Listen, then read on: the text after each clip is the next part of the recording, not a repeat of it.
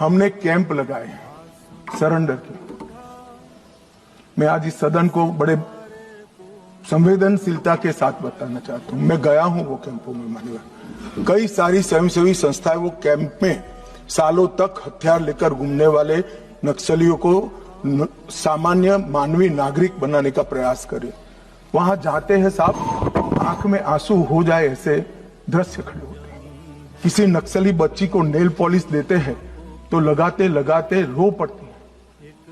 इसके ट्यूटर उसको पूछते हैं क्यों रो रही हो, कि पहली बार मैंने जीवन में नेल पॉलिश लगाया है, 7 साल की थी, ये मुझे उठा ले गए, तब से पैंट शर्ट और बूट में घूम रही हूं, मैंने जीवन को कभी देखा नहीं।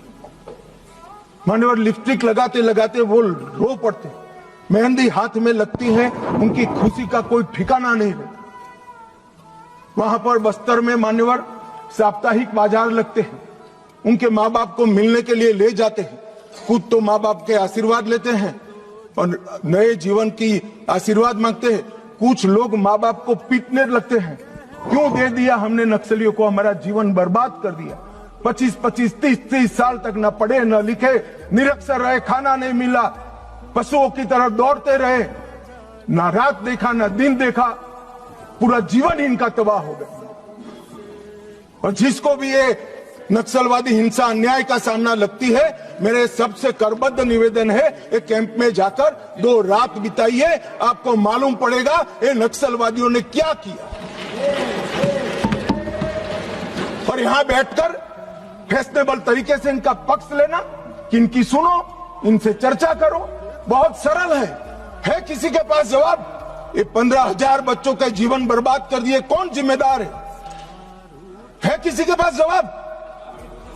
क्या सारे बुद्धिजीवी अर्बन नक्सल जाकर देखिए कैंप में आपने क्या किया है। आप तो इसी चैम्बर में बैठकर कोर्ट के प्रोटेक्शन के अंदर आर्टिकल लिखते रहते हैं, वहां जीवन के जीवन उजड़ गए हैं और किसी को परवाह नहीं है। अपने आप को ह्यूमन राइट का चैंपियन मानते हैं। मैं पूछना चाहता हूं, 32 साल की आयु तक मेहंदी न लगाने वाली बच्ची के ह्यूमन राइट का कौन चिंता करेगा? मान्यवर, उसकी चिंता नरेंद्र मोदी करेंगे और कोई। इनका अधिकार जो छीन लिया है, इसका हिसाब कभी न कभी देना पड़ेगा। मैं तो जन्म से हिंदू हूं मान्यवर, कर्मों में मानता हूं।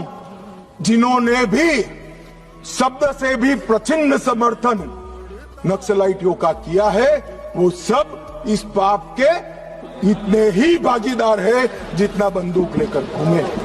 मान्यवर